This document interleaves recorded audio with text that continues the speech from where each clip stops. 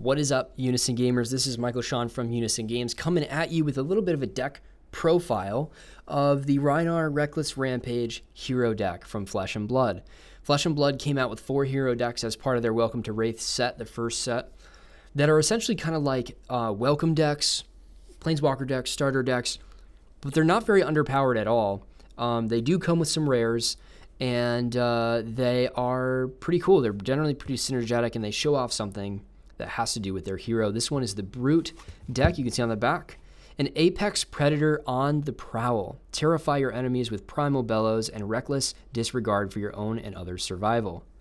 In these jungles that time forgot, only the strong survive. This is a 60-card Brute deck showcasing the intimidate mechanic.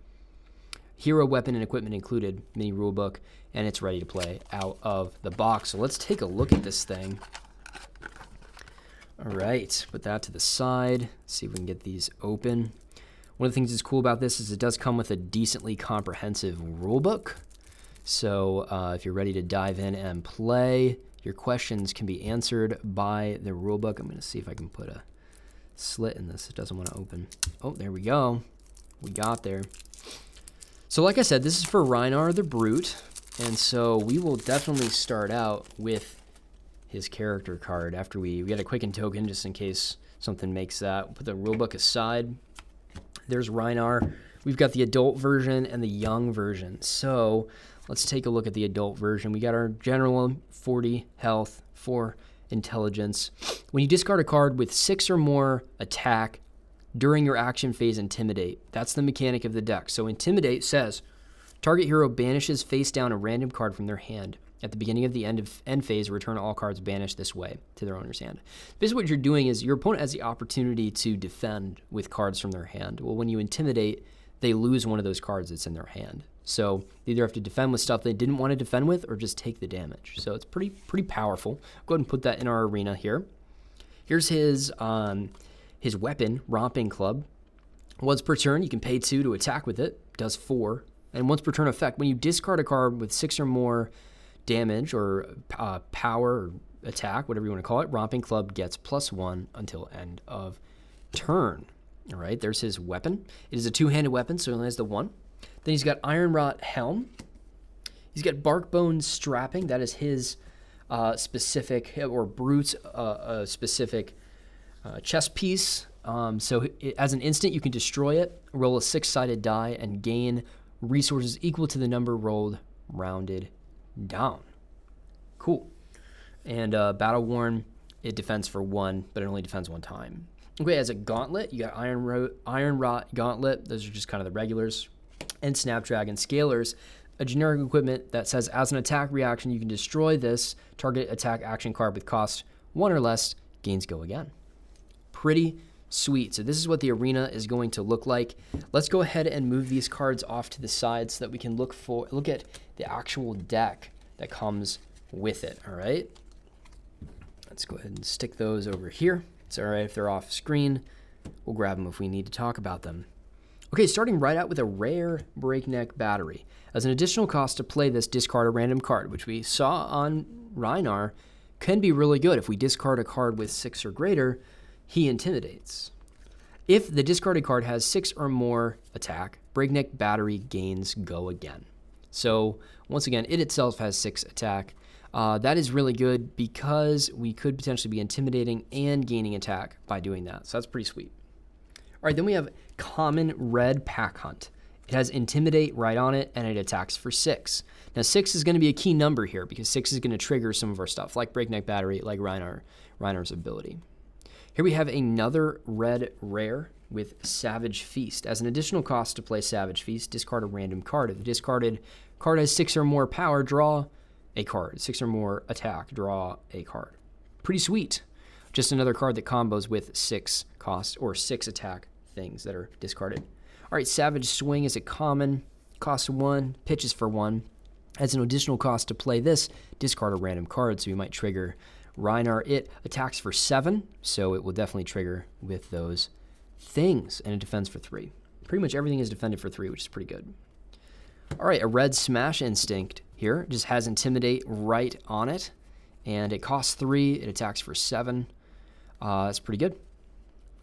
Okay, Wrecker Romp is our next card. Costs 2, and as an additional cost to play it, you discard a card. It attacks for 8, so again, it will trigger.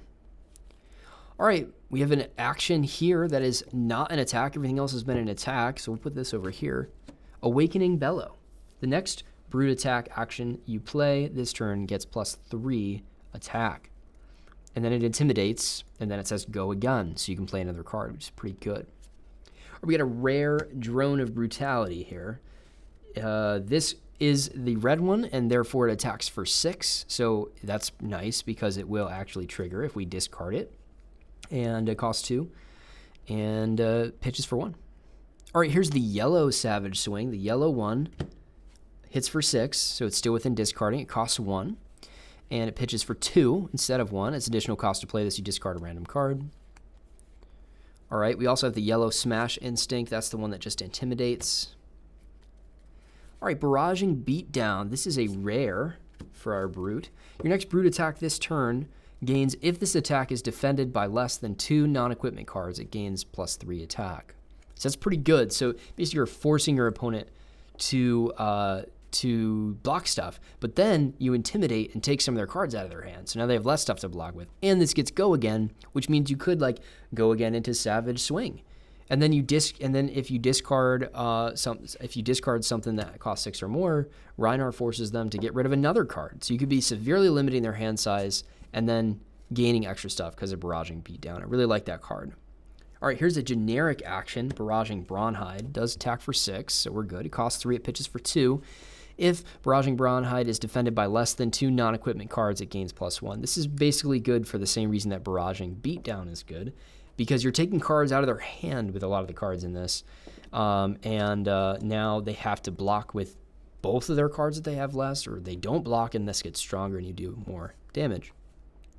Here's a generic action. Again, Raging Onslaught. It is yellow, pitches for 2, costs 3, and it attacks for 6, so it will trigger your stuff.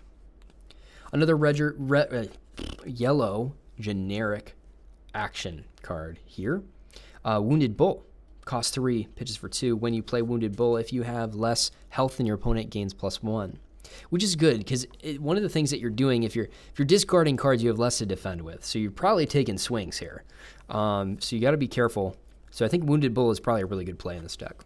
Here's our deck exclusive card, Springboard Somersault. This only comes in the Welcome decks. It is yellow, costs 0, pitches for 2. If it's played from the arsenal, you get +2. Shield, so you can defense reaction for 4 defense, which is pretty good. All right, Wrecker Romp, which I think we've already seen. Yep, this one does 6, costs 2, pitches for 3. So we're getting to our blue cards. This is important because we want our blue cards to still have 6 attack. Not a lot of blue cards in the game are going to do that because the attack goes down as the resource production goes up. So this is important, an important blue card for us. Here's Awakening Bellow. We can put this over here with our others. There we go. I've not looked at this deck before, so that's why I have to sometimes move things around here. The next Brute Attack action card gets Intimidate, and you got Go again. It only gets +1, whereas the red one got, I believe, +3, right? And that's the difference between the red and the blue, because the blue produces more resources when you pick it. We get a Quicken token. We put that over to the side. Okay, we got another Barraging Beatdown, which is really good. I already talked about how much I like that card. Card's really, really, really good. The stats here are your next Brute attack, or your next Brute attack this turn gains, if this is defended by less than 2 non-equipment cards, it gets +2 attack, Intimidate, Go again. Primeval Bellow. All right, have we had one of those yet? We have not had one of those yet. Wow, okay. Boom, Primeval Bellow. As an additional cost to play this, discard a random card that can trigger some of your stuff. Your next Brute attack this turn gets +3 and Go again. This is a good one to start your turn off with. Pretty good. All right, and then some more generic stuff here. We got a blue Flock of the Featherwalkers. This is 3.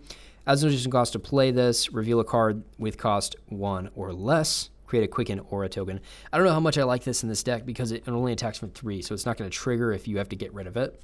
But you can use it to pitch, which is probably what you're going to be doing if you have this. Same thing with Score the Battlescape. You may put a card from your hand to the bottom of your deck. If you do, draw a card. If this is played from the arsenal, it gains Go again. So not too bad if you play it from the arsenal, but I think most of the time you're probably going to be pitching it. And Time Snap Potion is the same story. As an action, you can destroy this, gain 2 action points, but it also pitches for 3, plays for 0. So there we go. And that's the Brute deck. Really cool deck. The Intimidate mechanic seems like a lot of fun. Taking cards away from your opponent and then swinging as hard as you can. Sounds really cool. When you discard cards, you get the benefit. That's really interesting as well. I do think that this is a deck that I'd like to be playing. Kind of has like an aggro and a control feel to it at the same time, which kind of tends to be 2 styles that I like to play in other card games as well. So super excited about testing with this deck. I've actually already played this deck once. Somebody else had it, so I played it. This is a fresh open thing that I just did for you guys. Let's go ahead and put Rhinar on the picture. Of course, if you like this video, be sure to throw a like on it. That helps the channel out a ton. Comment with what card is your favorite card in this deck. If I had to go for art, I just love Smash Instinct. It's like so brutal, but it's perfect for the Brute. I think that's really cool. Favorite card as far as what can be played is Barraging Beatdown. I think that card is really broken for this deck. In fact, I'd probably want to play the red one as well, which I might have some copies of depending upon how my box openings went. But thank you guys so much for watching. I really appreciate it. If you haven't already, be sure to subscribe. We're bringing tons and tons of content to Unison Games. You're not going to want to miss it. So make sure you ring that bell for notifications, and that way you don't miss any of the videos that come out. I promise you'll not be disappointed. We got some great content coming to you guys. But once again, thank you so much for watching this video. I'm going to see you very soon in the next one.